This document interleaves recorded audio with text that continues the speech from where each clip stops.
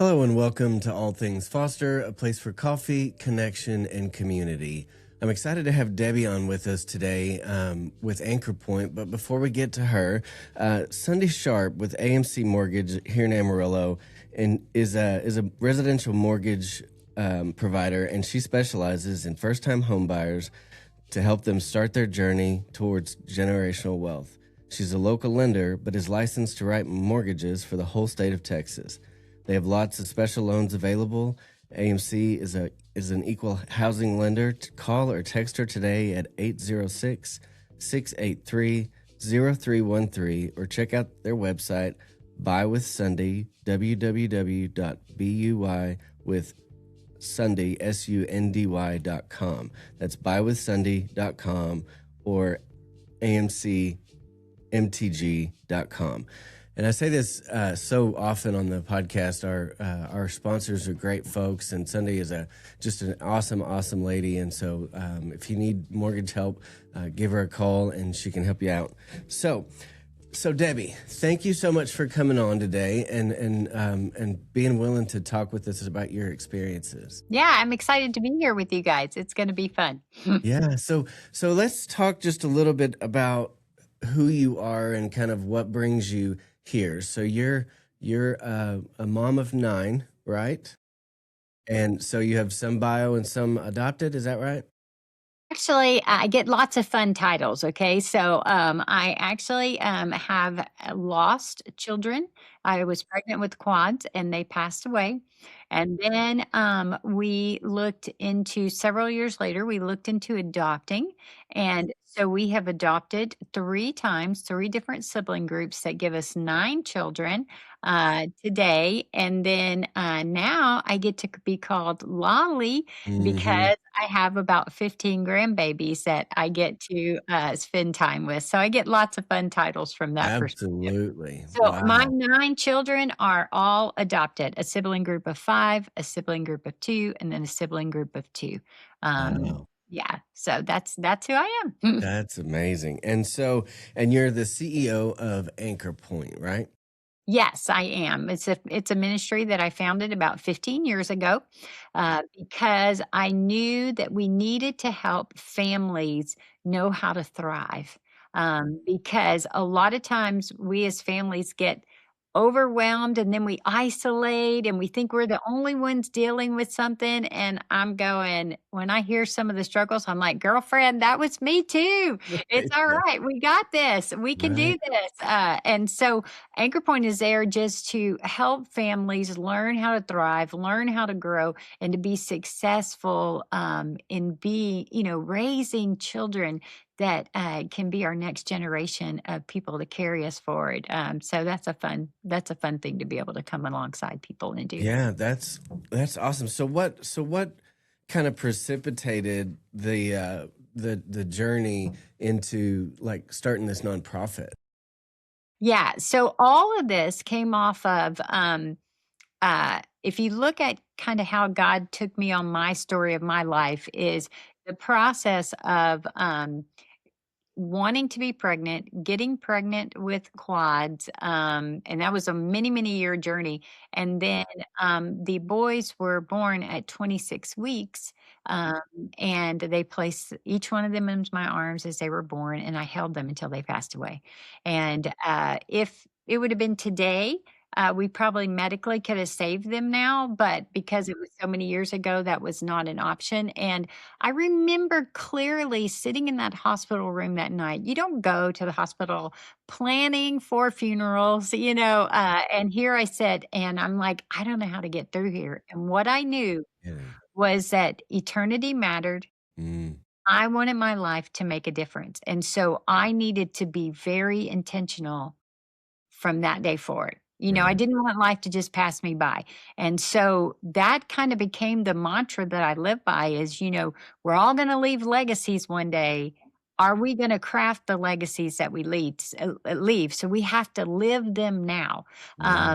And that became my intention. And as I walked through my grief process, and then I got to a point where I was like, okay, I think I can survive this. I was like, God, how can you redeem this story? Mm, Yeah. And I'm going to let you have this story and you use it and you show me how to, because I desperately wanted to live. I didn't want to be emotionally dead. Hmm. So it was like, I want to feel again. I want to have joy. I want to be able to make a difference. I want all these things. Teach me how to do this. And as I went through that process, that started me being able to work with families who had lost children, lead grief groups, led us to the adoption. Okay. And then once we were 7 into the adoption, God's like planted this seed to start this ministry. Mm. And I was like, okay. And so we started, and I don't know anything about a nonprofit, but faithfully started walking through it. And God just continued to open doors and teach me things and stuff like that. And then that has led to the writing of my book, The Heart of Legacy: How to Live a Focused, Faithful, and Fearless Life. And then now the speaking and teaching that I do of families and leaders throughout the country.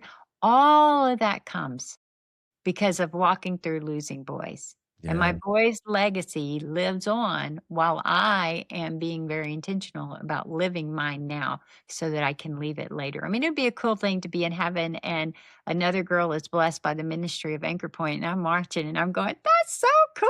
I helped start that, Absolutely. Yeah. So that's how it all kind of got started. And it's just been kind of a roller coaster ride the whole time, and it's been such a blessing to just try and stay in the center of what God wants me to do and be faithful to it each step of the way.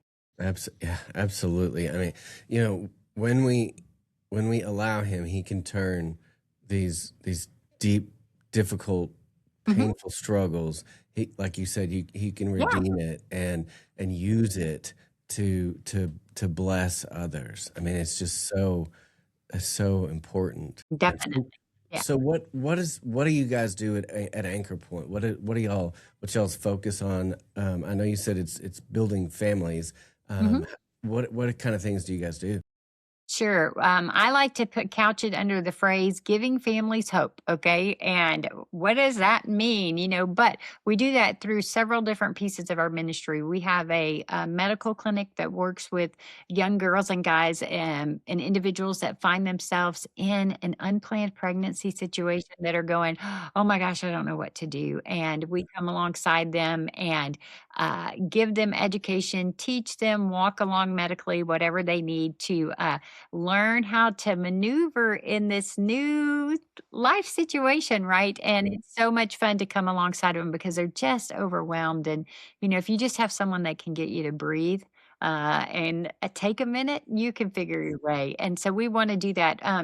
As they go through that, they also have an opportunity to go through our Hope Family Center, which is where we do case management, one on one coaching and walking alongside them because I don't know about you, but any child that I have in my life, they did not come with an instruction manual. Yeah, The kid right. is the instruction manual. And Yeah, so, how do we help them work through this so that they can be successful as parents? And so, we do this case management walking alongside them. We have a maternity home that works with girls that are homeless and pregnant. And so, we're working with them 24/7. And after about 18, 24 months, how can we get you set up so that you can take care of yourself and your baby? And you look at everything spiritually, mentally, emotionally, jobs, physically, everything with this young lady to walk alongside of her.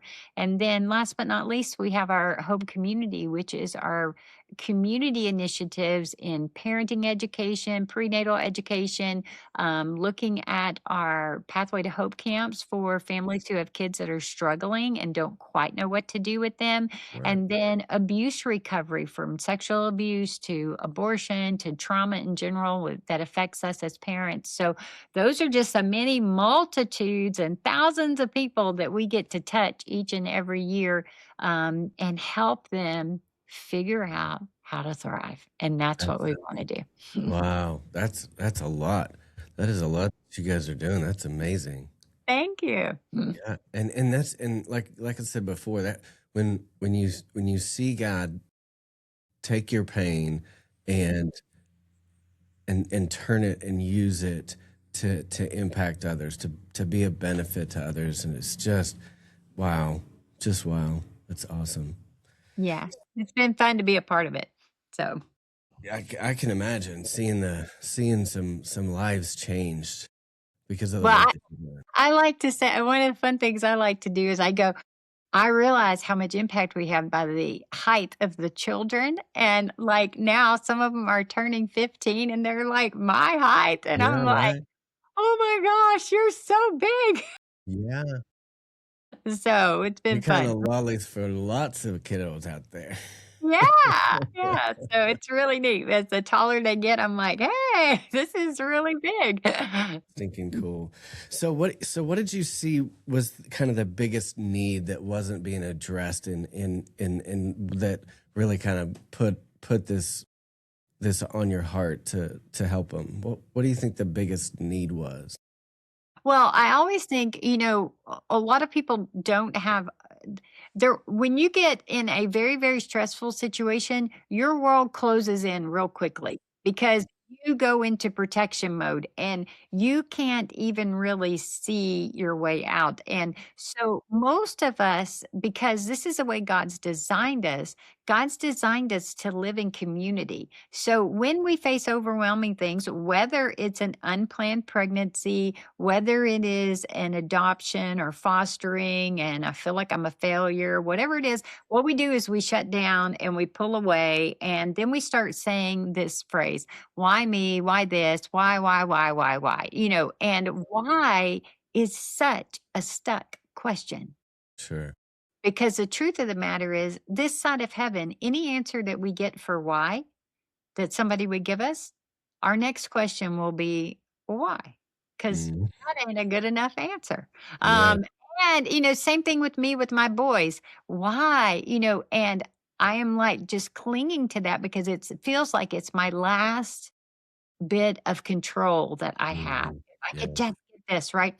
And so I think safe spaces for you and I to walk through our stuff is the most needed thing, especially when we're dealing with the life of the child and the mother and the overwhelm there and the huge choices that come out of that have impact for life, right? And so those spaces where people can just be loved and be known for who they are and just sit in my mess with me is so powerful, to say, "Hey, you got this." If someone can see in me my value and see in me that I can do more and call that out of me when I can't see it myself. So they're Right. really borrowing my ability to see that they Yeah. can make it through, right? And so that in my mind is the biggest thing that we need because you and I carry so much weight of guilt, of baggage, of shame, and all this stuff that wants to take us out. And the community of being known for who I am and someone still seeing my value and my worth changes everything. Absolutely. Yeah. That part of the reason we started this podcast was because it's a place for coffee, connection, Hmm. and community, right? Because especially through our work with foster families, they feel so isolated and so alone. Nobody understands what I'm going through. Life is busy, it's crazy, it's chaotic. And so when we s- kind when I went, honestly, when God put this podcast on my heart, it was partly to create that community. We may not physically be sitting across the table, but we can still share a cup of coffee together and share stories and hear impact. So one week we have a foster and adoptive family on. The next week we have somebody that can provide some kind of support because we desperately need community. It's like nobody understands what I'm going through, right? But there are people that understand. Yeah. Well, I think the trick is Satan wants to convince us that nobody knows what Yeah, we feel. And the yeah, truth is that when we are brave and we'll reach out, we'll find the people that we need in our lives. And that, it takes being brave because that's one of the wonderful things that I love about our Pathway to Hope camps when we're helping families that are struggling with their kiddos is they risk bringing their children and their junk to our camp so that Mm. we can see radical transformation in a week. And I just hold that in a very tender space because it's a very vulnerable place, but I'm like, "I get you. We got this. We can do that." And, so I think there's power when we find the community that we need to be in. Absolutely.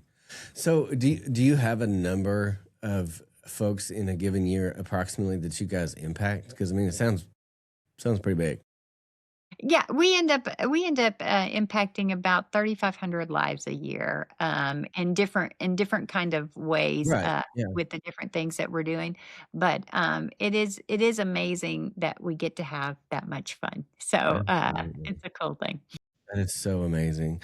Well, let's talk about some realities that kiddos from trauma face. Um, you know, as foster and adoptive families, when we invite these children into our homes, you Mhm. know, we're trying to help carry that weight with them, and it's heavy. It's a heavy, heavy load. And so, what do you tell families as they're struggling under this load? How do you help them? What do you tell them? Sure. Well, let's back up just a little bit. When I teach people about adopting and fostering, one of the things that I'm going to go back to the beginning. So, if Mhm. someone is thinking about getting into this, okay, one of the things that I would say is that if you're thinking about getting in this, then I want to do everything I can to convince you to not do it. Yeah. And the reason is because when you step into one is it's always in the center of God's will. So, adopting and fostering is always in the center of God's will. But the question is, what is our role to play in it? Okay. Mhm. And it's not everybody's role to foster. It's not everybody's role to adopt. It's not everybody's role to help fund, but we all play a place and we got to find it. Okay. So Sure. sometimes individuals want to come into this situation and they think, "Oh, I'll just love them and it's going to be good and all this stuff." And then it gets really hard. Mm. And when it gets really hard, then they return children, they back away, they do all these things, right? Yeah. And I would say that is so much more detrimental for a child Absolutely. that if I can convince you to not do that before you do it, I would love to do that because Right. I go, when you go in, you're in Mhm. and there's no backing out. Like if you went into your marriage and you went in going, if things get really hard, I'm going to get out. Right. Okay. Your marriage is going to fail because you've left yourself a way out. All Mhm. right. So when we look at bringing these children into our lives and to begin to walk alongside of them, we have to be so called and committed that it doesn't matter. It Mhm. doesn't matter. Like I remember in my second adoption, the judge and all the workers were like, she's bipolar, da da da da da, and she's 9 years old. And I'm like, you don't even know if she's going to be bipolar. Yeah. Can't know that when she's this age. No. And not only that, give me the kid. She's already mine. I'm already in. Give me that child. That child is not bipolar. Not. She's 25 now. Now, did she struggle with things and did she have trauma history that we had to deal with? And did she do a stint as she turned into an adult on the streets? With drug and alcohol abuse and addiction and 6 years of that journey, and we now have her out of that, and she's clean, and she's been sober for 3 plus years, and she's doing great, but I'm going, "She looks bipolar when she's on drugs." You know? And I'm like, it caused me to question, maybe she is bipolar. And so we started working through all of those things. But the truth of the matter is that when she was ready to get better, we could begin to do the hard work. Now, it's unfortunate that it took her 6 years on the streets to get there, but it was my job as the mom to hang in there Exactly. and to be there. And one of the things that you and I, a lot of times when we bring children in our home, fostering or adopting, is that we think we can save the child. Mm, And the truth of the matter is, it's not our job to save the child. right. Okay. Our job is to plant positive seeds Mhm. and to leave a bridge to Jesus. That's my take on it. Okay. Say Because that again. Say that again. plant positive seeds and leave a bridge to Jesus. Okay. That is my job. And because I can control those things, and then I can make sure the door is always open. So when my daughter was on the streets, when she get put in a psych ward, she would call me because it's time to get out. And I'm like, "Are you ready to do the right thing?" And she's like, "No, I'm going back to the boyfriend." Da da da da da. And I'm like, "Okay, then you don't need me to come pick you up. You figure your way. And when you're ready, you call me." Right. And so she knew that I had her heart when she was ready. Right. Okay. And that's what we can do. So I would say, as we are in situations and we are feeling overwhelmed, this is what we need to look at. When you and I feel overwhelmed, generally it is our stuff that is getting lit up, not our foster or adoptive children. Okay. So if my child is losing it, and then it hits like my history Mm. somewhere where I have some woundedness in me, and kids are wonderful at finding that woundedness. Okay. They're wonderful. They're like laser focused on it. Right. But when they find it, then what happens is I begin to see this kid as a threat. Mm. And when I see this kid as a threat, my whole body system goes, I have to annihilate it. It's like Jaws. Dun, dun, dun, dun, dun, dun, dun. I got to kill it or it's going to kill me, right? Okay. So this is my stuff getting lit up. So if I want to be able to work with kids with difficult backgrounds and I want them to help them move forward in life, get recovery, get release from some of the stuff that they've been carrying, if I don't deal with the stuff in me, okay, if I don't get my own healing, then Mhm. I cannot lead these children into healing Yeah. because we cannot take a child anywhere we have not been. So if I'm not willing to go do my work, so here's how it works in Debbie's life because I told you I have 9 kids, so I got lots of practice, right? Right. Yeah. My kid's losing it over something I thought was ridiculously small. They're losing it. I'm feeling all wound up. And so I start to lose it. Then they start to lose it. And I start to lose it. And it's a vicious, vicious cycle. And Mhm. everyone is going to leave bruised and damaged. Mm. Okay. So, but what I've learned over the years is as soon as I start feeling that stuff and stuff rise up in me, then I'm immediately going, "Okay, who's gonna help me walk through this?" And I'm already texting them going, "I need you to schedule me a session." Yeah, right. I'm in the middle of this tornado. I'm like, "I need you to schedule me a session because 'cause I'm Yeah. obviously gonna need to work on something." And I'm like, "Okay."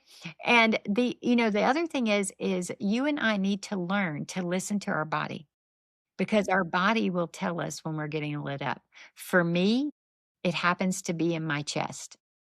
I get very tight in my chest. When I've trained other people, they'll say it's my stomach. My whole body feels like it locks up, and everything like that. If you and I can learn when our body is just starting to flip, if we can learn to say, oh, I've entered my shark waters. If I can learn to say that, do you know I can stop my Right. body from flipping? Yeah. Because your amygdala is fixing to take over, and just that one statement keeps your prefrontal cortex engaged, and the logical part of your brain's working, right? So you can stop that, and you can go, "Oh, I need to change. Let's make sure the kid's okay. Let me breathe. Let me whatever I need to do, and then I can reengage." Because our desire is never to hurt these children. Right. Never. And so, but it's working on me that's the biggest thing that I have found with families is that uh, when we enter into this space, we don't have a clue of what's fixing to happen, right? That is for But sure. God lets us go here because He wants to grow us Mm, to be the parents that and the people that we need to be so that love and joy and peace and patience and kindness flow out of me so that I can help that child walk. So, it's much better if the child's losing it and I can be like, "You're losing it, buddy. I got yeah, you. yeah, Come close to me." That's what Jesus does with us. right. Yeah. Yeah. Man, that's awesome. So what do you you talked about this a little bit, that you can't just love them through it. I mean, you've got to have tools, you got to have support mechanisms for you, for them. Come into this with open eyes. So many folks we talk to are like, man, I knew this was going to be hard, but I didn't realize it was going to be this hard. And so coming in saying, hey, just you can't just love them and that be the extent. I'm just going to love them and fix them. There's tools that they need, that you need. You can like work that you need to do. Go, like you said, go talk to your therapist.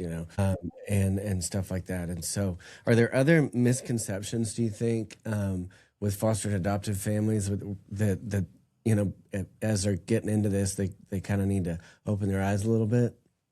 Well, first of all, anytime a kid comes into your home, it's a new day, man, because everything's new for them, everything's new for you. Mm. Don't think they're just gonna so this is my favorite thing to teach adoptive families and foster families is when a kid comes into your home, okay, you both are on your best behavior. Mm-hmm. Okay, because 'cause you're trying to make sure they're comfortable and you want it to go good and you're giving lots of extra attention. You're trying to do all the right things, right? And, the kid is, like, going, "Okay." Let's say they've been in foster care for a while. They come in and they're going, "Well, the last one lasted 2 months, and then Yeah. they thought I was bad, and then this one." So when they come in, they're on their best behavior too. Right. Yeah, Okay. that honeymoon So period. what I like to call it is the honeymoon period, right? Okay. Because we're both on our best behavior and the kid's adjusting, and the kid in his mind goes, okay, they love me when I'm good. I got that. Okay. Now, then they're going, well, the last one ended because I did this. I need to try those things out because I need to figure out if they're going to love me when I'm bad. All right. So, welcome to hell. Okay. Because this is now the hell period where it is so hard because they are doing things not necessarily maliciously. They're trying to figure out if it's safe. Okay. So, what they have to do is they have to try everything that they've ever tried before to see if you and I are going to remain steady. Okay. So, what I tell parents is it's like, they go into this kid walks into a room with no windows, but it's got 4 walls and it's dark. And he's shut up in there, okay? He has to go around and touch every wall Mm, and push on it see where the to boundaries are. figure out if it's gonna stand. Mm, Okay? And he has to go around the whole room, okay? yeah. And so this is what he's doing. He's figuring it out. Are you going to be consistent? Are you going to be loving and kind? Are you going to still love me because other people have not loved me in this situation? And he goes all the way around the room. And once he goes all the way around the room, doesn't mean he's not going to need to revisit those walls Yeah. periodically, but he goes, okay, they love me when I'm bad. Okay. So if they love me when I'm good and they love me when I'm bad, then it might be okay. It might, because this is still the thing. It might be okay if I let them in my heart Mm, because the people who were supposed to love me before have rejected me and it's too painful to let you in. Okay. So this is what they're doing. And eventually we get to a new normal, right? Okay. But you know what? That might take a little while for some kids and it might be very short for others. So, like, we did sibling groups. So I have 5 kids come in. They were all in various places. And those phases took a lot of different time. No doubt. And we have to be okay with that. And we have to be able to stand. But what I always teach parents is just when you think you're about to break, don't give in. The breakthrough is coming. It's Mhm. almost there. Okay. Because when we break, then that kid, it reemphasizes to that kid that, oh, they're not going to love me in that situation, or, oh. And so what the kid knows is then he's got to try it again. And this time he's got to go even longer and harder because you broke at, hour 2, and now he needs to know you can go to hour 4, right? And I'm going, "It's gonna be way more painful. Hang in there, just stay." And we had one of our children, she,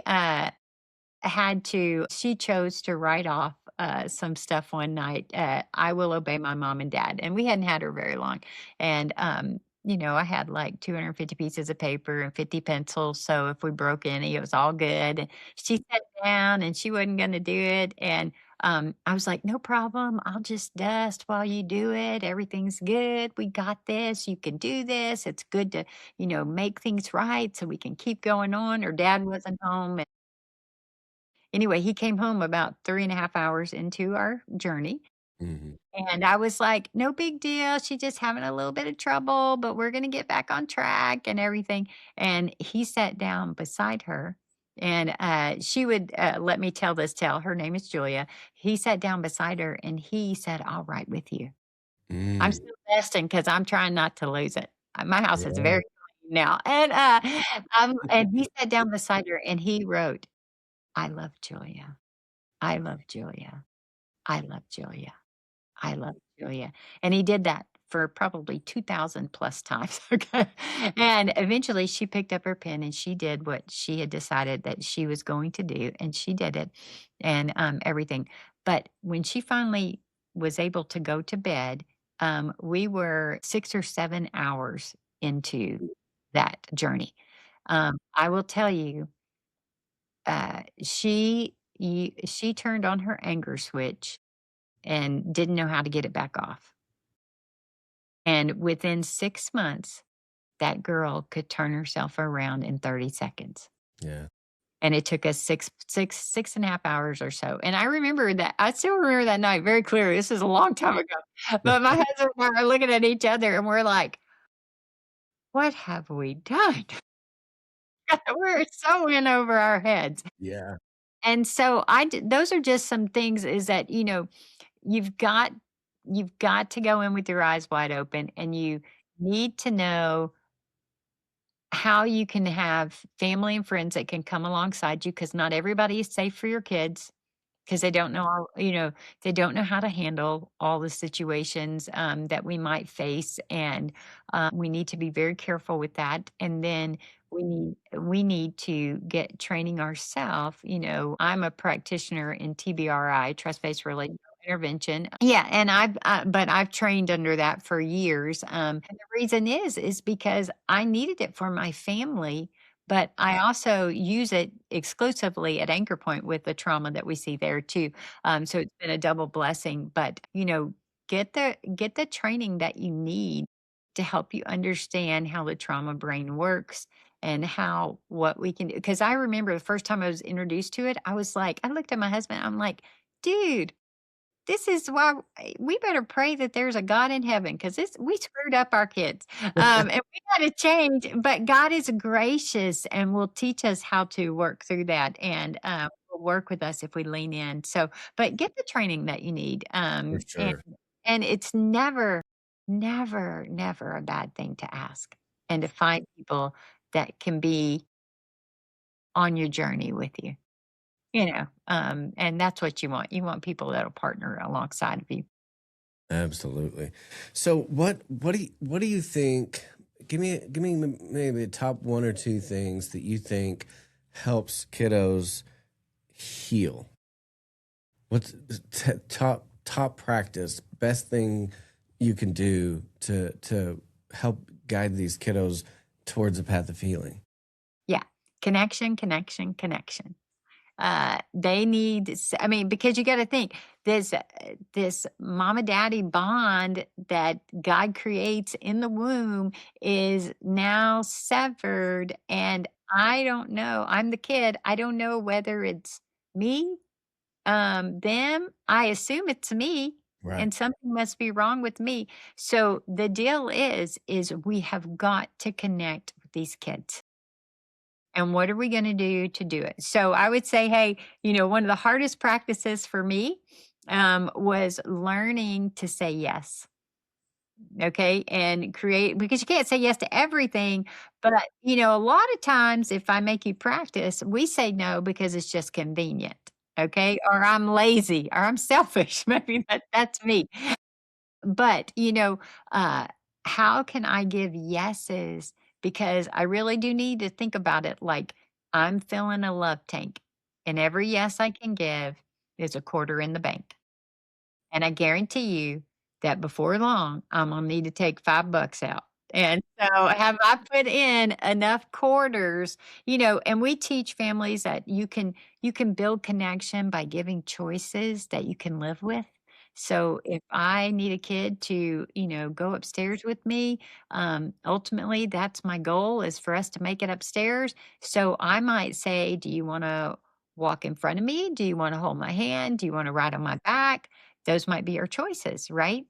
I get the goal of going upstairs, but they can get to choose how we do it, Yeah. right? Yeah. Okay, so I gave them options and that gives them power because think of how powerless they felt, over the years. And so learning things like that are extremely important.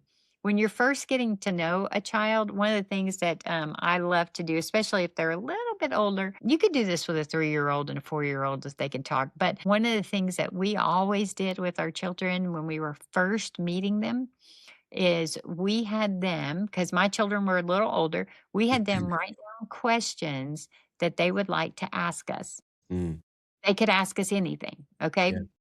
And we put those on like a little card and we folded them up and we put them in a brown paper bag. And then I wrote down questions that I thought they might want to ask, things that they probably wouldn't write down, Mhm. and so I wrote a bunch of them, folded them up, and we put them all in the bag. We did this as an activity together. Now, for little kids, you might have to write some of the questions, but Right. it'll help you.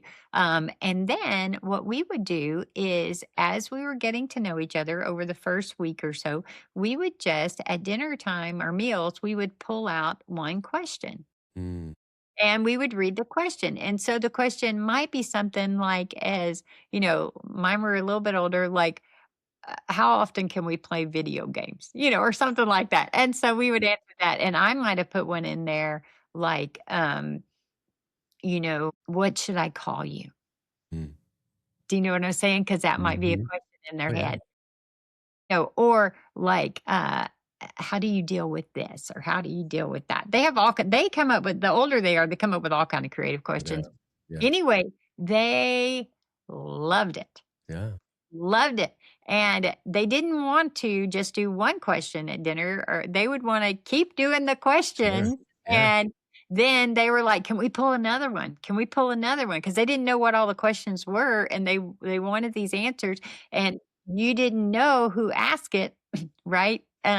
So it was like it wasn't like they were pinned down as to, "You're the one that wants to know Mhm. about the video games," Mhm. and stuff, and so that's a wonderful way to begin to bridge that gap. And you can do the same thing with questions that are like, what is your favorite color? Mhm. Okay. But when you ask a question like that, always add and why. Mm. Okay, because that's going to get the it's going to get more than just a one word answer. Sure. Yeah. Get the meaning behind it and it's going to get dialogue going. Okay, Absolutely. so little thing we think it has to be a whole lot of work to get connection, but really what it has to be is it has to be intentional. Mhm. So, I had a ton of kids in my house, and people would go, "How do you manage to spend time with all of them and do all the things?" I'm like, "I have no idea." But we have a wonderful schedule, and our schedule is broken down into 30-minute increments. They plan the schedule with me. It has the things that I need on it. It has the things that they wanna do on it, and then we know that occasionally there's an uh-oh where the schedule gets changed, and this Mhm. teaches the kids, but it's all visual. Well, on that schedule every day, there was like 15 minutes with mom. You could do Mhm. whatever you wanted for 15 minutes, and when you have a lot of kids, that's a lot of my time, but Yeah. it got it compressed down into a Mhm. certain amount of time, and then that gave me the freedom to do other things while they knew what their things were to do on the schedule. Sure. Yeah. And so, my kids love the schedule because you can see it, and you can read it, and you know computer time's coming, or you know free time's coming, and you just have to read your book first or do your schoolwork or whatever it was, or clean your closet, whatever. But they love those things like that. And it builds, it's an easy way for us to build connection and make sure. And then in the 15-minute time you got with me, I had to approve it, but we do whatever you wanted. Mhm. Okay. So if you wanted to play Legos, we played Legos. If you wanted to, uh, get a snack together, we got a snack together. If you wanted to walk the block, we walked the block, and then sometimes they'd ask for crazy things, and sometimes I could do them, and sometimes I Mhm. couldn't at times, Yeah. but what do we do to play with our kids? Because that's where connection happens. Because Absolutely. play is work for a kid. Yeah. Um, yeah, and so those are just some things that kinda come off the top of my head, but connection, connection, connection, because I will tell you, as they get to be teens and they get to be young adults, the only thing we have left is the connection that we had. Mm. Yeah. So I would like it's the heartstrings, okay? And so I know as my kids go out to take on the big bad world, and the big bad world will sometimes be difficult for them, um, I want them to have heart connections with me so that they come back to me so we can help them figure their way.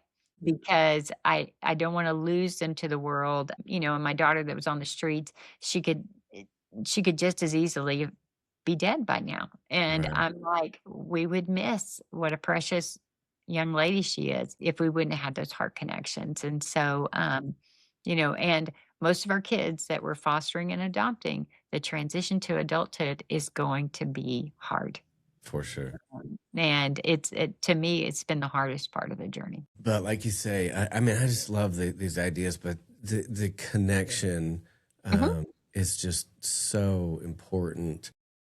Having that relationship, you can't heal without connection and relationship. You can't, so many of the kiddos that come in have just this averse, they don't want to be open to that connection because that's when I get hurt, and so being intentional about creating that connection, yeah, I agree. I mean, such a vital role in trying to provide a space for healing. So Yeah. good. So I'm gonna love you until it breaks through. And Yeah. that's just the way I look at it. I'm like, "I'm in, and we're gonna get there, and I'm going with you, and I Yeah. got you." What do you think stability looks like when life feels chaotic? For the parent or the kid? I think for both. For the kid, I will tell you this, for the kid, it always looks like, "How are my parents handling it?" Mm, It's the way it always does. So, let's say, we live in Houston, Texas, we get to do hurricanes all the time. mm, Hurricanes coming in, how am I handling it? Am I yeah, stressing out? Am I freaking out? Am I going, "Oh my gosh, it's gonna flood. We're gonna lose a house, da da da da da." My kids are gonna play off of that. And even if absolutely. I don't use words, they can sense it. Okay. Mhm, So stability in chaotic times for a child is 100% based on who my safe places are and mm, how are they handling it. yeah, Okay. For mhm, me as the adult, the question becomes, where do I place my trust? mm, Okay. And is my trust in my ability to handle it? Well, guess what? In a hurricane, I don't know if I'm going to be able to handle it. I mean, we had a hurricane. We have a 2-story house. The water came in the first floor. We were all escaping to the second floor. I Wow. can't stop the water, No right? kidding. And Yeah. so I get my kids upstairs. I'm like, "We're good. It's not gonna get this high. Go to sleep, do whatever you're gonna do," and then on the side, I'm asking my husband, "If it gets to the 2nd floor, do we have an escape route?" Yeah. What are we gonna do? He's like, "Well, I guess we go into the roof." I said, "So we don't really have a plan?" And he's like, "No." And I said, "Well, there's a lot of cleanup to do. Imma go take a nap." So I went Yeah. and took a nap, and I went to sleep because I'm like, "What can you do?" We're gonna But yeah. my kids are like, "Okay, the parents got it, Right. then we're okay." Mhm. Now, my question is, am I trusting in me in that situation, or am I going, "Okay, God, for me, this is for me." I'm going, "Okay, God, you know my situation. You promised to take care of us. You're gonna show us the way. I'm gonna put my trust there." And when Absolutely. I put my trust there, he says I can have joy, peace, patience, kindness, goodness, faithfulness, gentleness, self-control, and everything. And I'm going, "Well, I'm trusting you." Yeah. So, where we put our trust is very important, and everything. But on a practical terms for parents in a stressful, very stressful situation, I think just stopping and breathing. Mhm. Okay. So our prefrontal cortex stays engaged, and then asking this question: what's the next best thing I can do? Mm. Okay. Not the next right thing, because the right thing will paralyze us because we'll be going, is that right? Is that right? Is that Definitely. right? The next best thing, and do the next best thing that you can think of. Okay. And then we'll figure our way.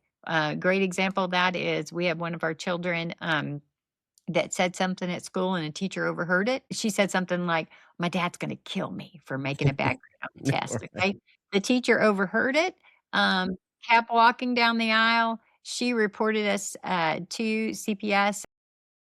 My daughter continued her conversation with her friend, and the girl's like, "Your dad's not gonna kill you," and she's like, "Nah, he's just gonna talk a lot and da da da da," which was true. But the lady called CPS, all right? Um, Well, because these were foster adoptive children, they get responded to much faster than other children. So, there's now an allegation of abuse mhm. on my husband, and my husband calls me. I'm at a big fundraiser event, and, I'm like, so the question is, how are we gonna walk through this? Right? And so he calls me, he's freaking out. I'm like, "I need you to breathe, That's and right. calm down," because he's going, "They're accusing me," and, like, this could go so south so I'm quick, sure. Yeah. you know, and I'm like, "Look, breathe. God's got it. I'll be home in a little bit, and we'll figure our way." And, so I got home, and he's still stressed out, but I pulled all the kids together, and I was like, "Hey, look, we had some excitement today. Okay. Not a big deal. We're gonna figure out how to handle it." And I said, "Life is a journey sometimes, Mm. and we're in a car, and sometimes we hit a speed bump, and we're going nice and slow, and we just go up and over the speed bump. It's not a big deal. Other times we hit it at 20 miles an hour, and it kind of rattles the whole car, and you kind of get achy or whatever." And then I said, "At other times we hit it at 100 miles an hour, Yeah. and it totally tears the car up. And we feel like battered and bruised." And all of a sudden my kids are like, "Yeah, yeah, yeah." And I'm like, "This is one of those 100-mile-an-hour times." Mhm. And I said, "However, God's going to show us how to get through this. Yeah. And mom knows that he's going to take care of us. And so that we're not enemies here. We're a family and we're together." And I said, "Here's what we're going to do. This is the only thing that mom knows to do in these situations." Is I said, "We're going to pray and ask God to take care of us and show us the way. And then we're going to put on some children's worship music that we used at the time. And we're just going to praise because Mm. we're going to trust him." Yeah. Now, was my situation any different? Do I still have to get an attorney? Is my husband still, Mhm. struggling? Do we got things to work out? We got all those things to deal with. Yeah. But my kids can walk through this now because they have calm, Mm. right? They're not, so if I'm lit up, they're going to be lit up. And so, you and I have to figure our way. And this is where us having friends, having a relationship with Jesus Christ is important. That we need to help stabilize us so that we can be the mom and dads that we need to be for those Mhm. kiddos. Absolutely. You are preaching. You are preaching. This Such is good just stuff. this is just life lived, hon. Right. I'm telling you. Let's shift gears a little bit. Talk to folks that are they're not going to foster, they're not going to adopt, they're not going to, but they want to help somehow. What do you tell folks that are watching families go through this licensing and bringing kiddos into their home? How do you encourage them to help these families? Sure. The first thing I would say is pray, pray, pray, pray, pray for these That's good. families and for God to give them wisdom and connection with these kiddos and stuff like that. The other thing that I think we've gotten better over the years, but I think one of the things that we don't do well is figure out how to support these families. A lot of times, I think the common thought is, well, you brought them in your home, Yeah. so you must be okay. And I'm like, dude, I got 5 crazy kids running around and I am so stressed out. And then I remember one time after we had added 6 and 7 into our lives, okay, my husband goes out of town. He's going out of the country. He leaves that morning and 3 of my boys uh are about to kill each other. One pulls a Mhm. knife on him, Oh and god. the other 2 are fussing and everything, and I'm like, "I've had it." I was like, "Y'all are crazy," and I divided them into spots in the room. Now, I still got more than 3 running around, right? But I got these 3 contained, and I'm like, "You will never, ever pull a knife in my house again." Yeah. And then the other one, I'm like, "You need to go mow the yard." And about 6 other neighbors' yard to get some of your energy out. So take off. And then the other one I got cornered in this place, and I'm calling my husband when he's landing in New York, and I'm like, "You need to just turn around and come home. I don't know where you're going." But I'm like, "Who's helping me?" Yeah. Right? I'm so overwhelmed. And so what we need to be is, 1, we need to ask or figure out how we can help them. Okay? For the first 6 months of our lives, I couldn't even figure out how to use dishes. Mhm. All I did was paper plates because I was so overwhelmed. I didn't have time to figure out how to clean the kitchen. I was trying to learn how to cook, and it was such a blessing to have someone just go, "No, I don't care what you say, I'm bringing the meal over." Yeah. And so I think we can look at things like that. And then one of the most valuable things is I think people who can love our children and understand the trauma. So get educated in TBRI, understand how trauma works on the brain, and are safe places for my kids to be um, for a little while is so powerful because we wouldn't leave our children with just anyone. We Mhm. had one incident where we left one of them with a relative, and the relative flipped out and demanded to get the child out of her house immediately. And it really wasn't that big of an issue, but Mhm. it freaked the relative out. Right. And the problem was, I was 8 hours from that kid. Oh, no. And I'm like, "Oh my gosh, how much damage could happen to this kid?" And whatever my relative said Uh, or says in this time, and she didn't even understand that she doesn't understand what the kid's going through. Do you know yeah, what I'm right. saying? So Yeah. so I knew I could call my mother Mm. because I knew my mother would stand in the gap. My mother was 2 hours away, and I said, "Please go get my child. Go get my child right now. They'll meet you halfway. I will start driving and I'll be there in the morning." Mhm. Because she had my other children. So at that time we had 5. She had all so she got this one, she would have all 5 of them. Mhm. And I was like, "I will come. I will come." And so when I get there that morning, the kids are getting up or whatever, and I'm snuggling in between different ones, and I'm like, "Hey, we're gonna be okay." But, right, I needed the safety net Right. of people who understood how to deal with my children and not be overly flipped out Yeah, over maladaptive behavior, um, that would send that kid further into trauma, or we could help them grow through this. And so, we got her in a good place. We have a great relationship with that relative, but we don't stay at that relative's house, and because they just didn't know how to walk alongside my kids the best. And so, that's where I think people are super valuable to us. And, like my name is Lolly, right? So I get adopted by all these families because yeah, I love hanging out with the kids, and they know that their kids will be safe when they're with me. And so that's invaluable for people from that perspective. absolutely. Yeah, it is so hard sometimes to, get somebody willing to just get set up to babysit, not even respite, just get them set up to babysit, so mom and dad can have a break for a few minutes.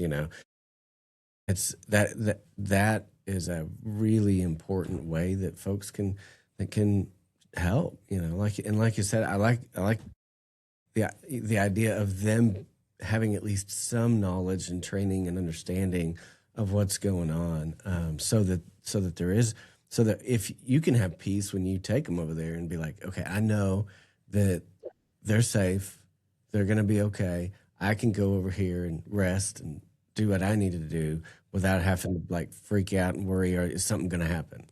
Yeah. Right, and I will give you just a very easy example is, like, I had a child that was, 8 or 9, but she would not go to the restroom when she knew she should be going, but she was so excited with whatever she was doing that she just wouldn't go. So it's really kinda like a two-year-old, right? So she'd get in the bathroom and she'd find out she had pooped in her pants already, right? So she would hide those in the Mm, bathroom.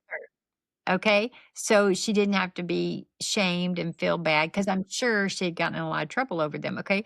Well, if you have someone who doesn't realize that that's a maladaptive behavior, and basically what this child just doesn't understand is how to control right.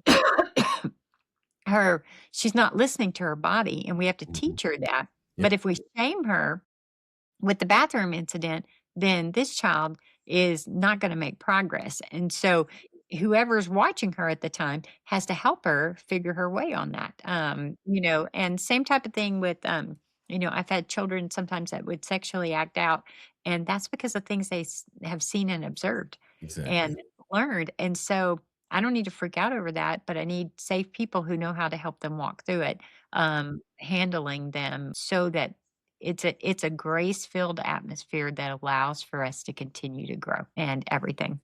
Wow, such good ways to help folks that are struggling.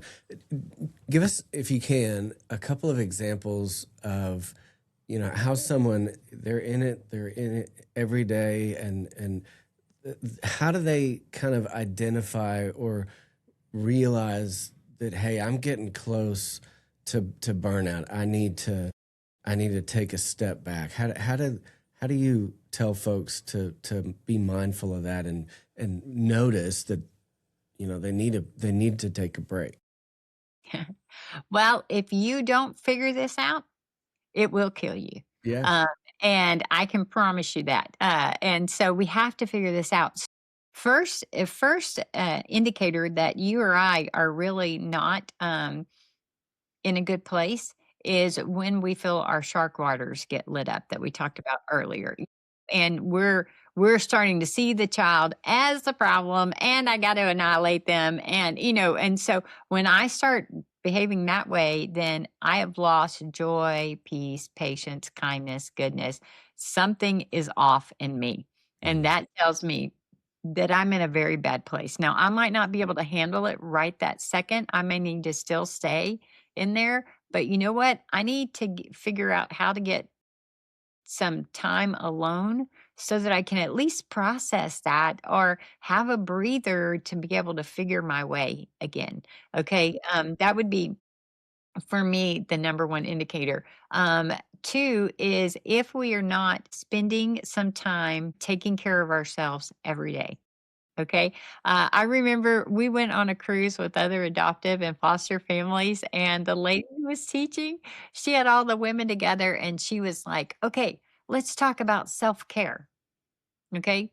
So all of us were on there, and one lady goes, do you mean like, did I get dressed today? Or you mean like I had a shower? I mean, like, it was, and she was like, no, I mean something a little bit more than that, but, that's the way it gets sometimes, and Absolutely. so, so the question is, are we taking some time for us? And, every day, do I find 10 to 15 minutes that is my time? Mm, Okay, it doesn't have to be long, just something so that I can recenter. So 10, 15 minutes every day, 30 minutes, one time a week, and a couple of hours once a month.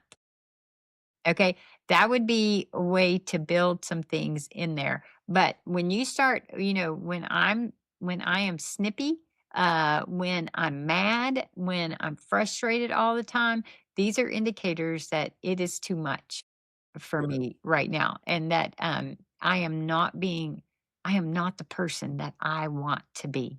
right. Okay, and we Yeah, don't understand what's happening is we have external stress that's being put on us, but it's also creating internal stress. And so my body is responding and all of my history is getting stirred up. And those things are over a long period of time can be very devastating to us and ultimately lead to early death if we're not careful. yeah, And we don't want that. We want to be here. I wanted to be a young Lolly so I could have grandkids and run around and do all right. that stuff. Yeah. No, absolutely. Absolutely. Well, golly, I feel like we could sit here and talk for just hours. You've shared so much grace and wisdom. You've been in it in the field for a long time, and I appreciate your insight. How do folks get involved with Anchor Point? Sure. If you're across the nation, one of the best things you can do for us is just go to our website and get on our 911 prayer team. And Mm, you can just pray because what we do is we text when there's an issue to be prayed for, and you get to be right on the front lines praying for a situation, whether a girl chooses life for the baby she carries or this family is having an issue. You get to be in the center of that. That would be wonderful. Of course, we do donations. We love that, but if you are close to us, we would love to encourage you to just step in and volunteer. And you can find that mhm. on the website too. And look at ways that you can engage because it takes all of us working together to lift the tide of parenting. Absolutely, for sure. Well, and so we'll put down in the show notes a link to your website and things like that. And so, wow, just so I'm so grateful for your just words of wisdom and encouragement, and and I hope that folks will take it to heart and really kind of apply it if they're in the trenches or if they're thinking about getting in the trenches and things like that. So thank you so much for your time and for the work that you're doing through Anchor Point. It's just, I mean, man, that's just so, all of it is so incredibly valuable to the community. And so thank you for the work that you're doing and for coming on the podcast today. Yeah, and Matt, I do have one free gift for your listeners if you want. Okay.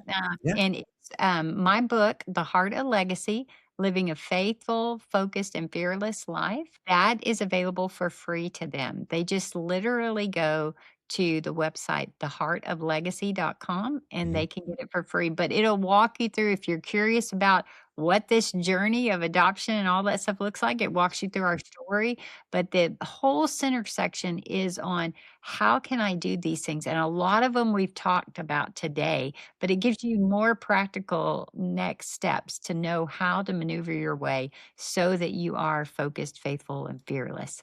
And it's just my blessing to help each of us move and to become better and to be all that we're meant to be. Absolutely. We'll put a link down in the show notes for that as well. I'm gonna go download a copy because it'll be good for Yeah, me. you'll love it. Absolutely. Thank you again for coming on. And guys, next week we're going to have Adam and Leslie Hammond on. They're going to share their story of foster care and how things are going with them. And so thank you guys for tuning in. Sunday, thank you so much for your episode sponsorship. And guys, you know, we do placement packages for kiddos coming into foster care. We cover the 26 counties of the Panhandle. We deliver these packages to kiddos as they're coming into care, and so but it takes a village to be able to provide all these placement packages. Last year we delivered 161 across the Panhandle, and so our goal this year is 250. There's about 600 kids that come into care in the 26 counties in a given year, and so our goal is to get to where every kiddo gets a placement package. But in order to do that, we need your help. If you're interested, you can go to our website, panhandleorphan.org, and there's a way to set up a monthly gift there. $100 a month buys us all the clothes we need for one placement package, and $50 buys us a case of diapers. $10 buys us an outfit each month. And so if you're interested in that, go to our website, check it out, and then, you know, be sure to tune in, like, subscribe, and then hey, if you're listening, post in the comments down below what city you're listening from. Guys, thank you so much and have a great week. Thanks, Debbie.